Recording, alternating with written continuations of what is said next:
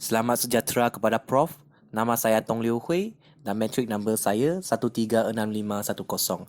Hari ini saya akan membincangkan tentang kekuatan dan kelemahan dasar kurikulum kebangsaan.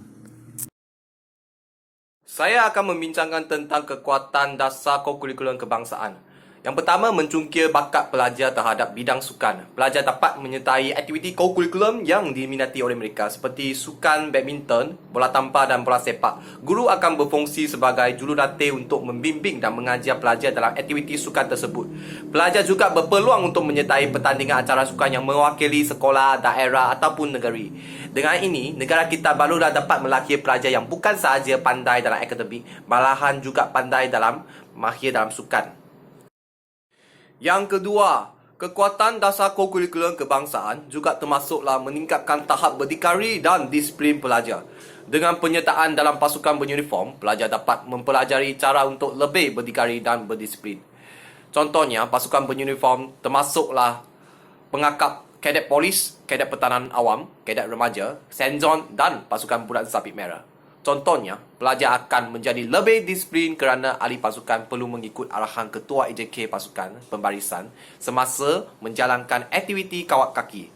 Selain itu, aktiviti perkemahan dapat melahirkan pelajar yang berdikari kerana mereka hendak belajar melakukan pemasangan kemah serta belajar untuk menyediakan masakan dengan tangan sendiri. Seterusnya, kekuatan dasar kurikulum kebangsaan juga termasuklah memupuk perpaduan dalam kalangan pelajar yang terdiri daripada pelbagai kaum. Aktiviti kurikulum telah memberi peluang kepada pelajar yang terdiri daripada pelbagai kaum untuk bergaul bersama.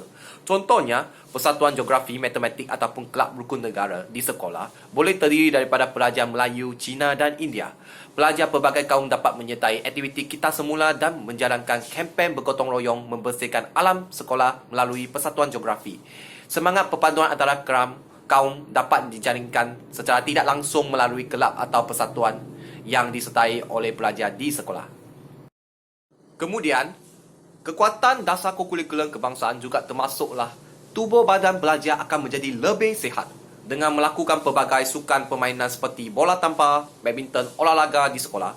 Pelajar berpeluang untuk mengeluarkan peluh dan membuangkan bahan toksik dalam badan melalui aktiviti ini. Pelajar akan menjadi lebih bersemangat dan juga tidak mudah berasa letih semasa berada di sekolah kerana mereka mempunyai sebuah badan yang sihat dan stamina yang kuat. Pelajar juga tidak mudah menghadapi masalah sakit selepas menyertai aktiviti kurikulum kerana mereka akan mempunyai daya ketahanan atau imunisasi badan yang kuat berbanding dengan badan sebelumnya. Jadi, pelaksanaan pelbagai aktiviti sukan seperti bola keranjang, bola sepak sememangnya dapat melahirkan pelajar yang mempunyai badan yang cergas dan otak yang cerdas. Seterusnya, dasar kurikulum kebangsaan dapat membantu merealisasikan falsafah pendidikan kebangsaan. Hasrat Kementerian Pendidikan Malaysia untuk mengembangkan potensi pelajar secara menyeluruh dan bersepadu agar mereka menjadi insan yang seimbang dari segi intelek, rohani, emosi dan jasmani dapat direalisasikan. Guru bukan sahaja mengajar mata pelajaran kepada pelajar dalam bilik darjah, malahan juga membimbing pelajar dalam pasukan beruniform, kelab dan sukan di sekolah. Jadi, belajar bukan sahaja cemerlang dalam akademik, malahan juga dapat meningkatkan pengetahuan aktiviti luar bilik darjah seperti kemahiran sukan dan kecekapan berkomunikasi dalam kalangan pelajar. Dasar kurikulum kebangsaan sememangnya dapat melahirkan pelajar yang berdaya saing dan berseimbang dalam pelbagai aspek.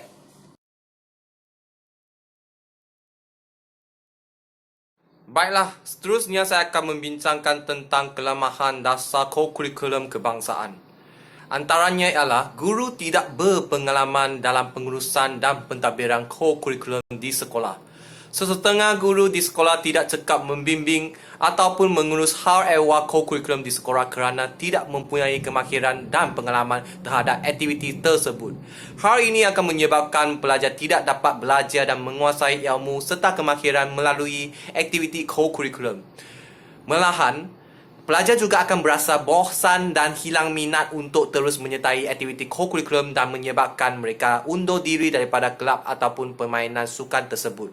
Jadi, pihak sekolah haruslah memastikan guru persatuan atau sukan betul-betul mempunyai pengalaman atau cekap dalam pengurusan aktiviti supaya pelajar barulah mendapat manfaat daripada aktiviti kurikulum. Seterusnya, kelemahan dasar core kurikulum juga termasuklah pelajar memberi alasan bahawa mereka tidak berhasrat untuk melanjutkan pelajaran ke institusi pengajian tinggi awam iaitu IPTA. Sememangnya, akademik amat penting bagi seseorang pelajar untuk mencari kerja ataupun menyambung pelajarannya ke pengajian tinggi. Kerajaan juga menetapkan kriteria bahawa syarat kemasukan pelajar ke IPTA mengambil kira 10% daripada pelibatan pelajar dalam aktiviti co-curriculum. Namun begitu, akta ini bagi pelajar yang berhasrat untuk menyambung pelajaran mereka ke IPTS ataupun pengajian luar negara tidak mempunyai sebarang manfaat.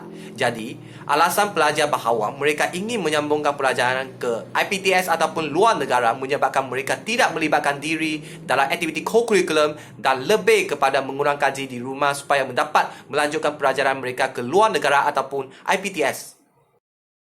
Selain itu, kelemahan dasar co-curriculum ini juga termasuklah ibu bapa pelajar tidak menyokong dan tidak memberi anak mereka untuk menyertai aktiviti co-curriculum. Sesetengah ibu bapa pelajar mengharapkan anak mereka dapat fokus sepenuhnya dalam pelajaran dan tidak membenarkan anak mereka menyertai sebarang aktiviti co-curriculum.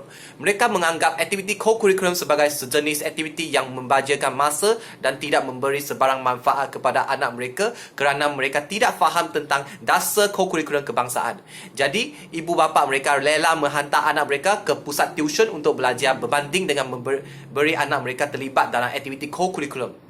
Ibu bapa juga merisau dan bimbang anak mereka akan bergaul dengan rakan sebaya yang mempengaruhi mereka seterusnya mengabaikan pelajaran.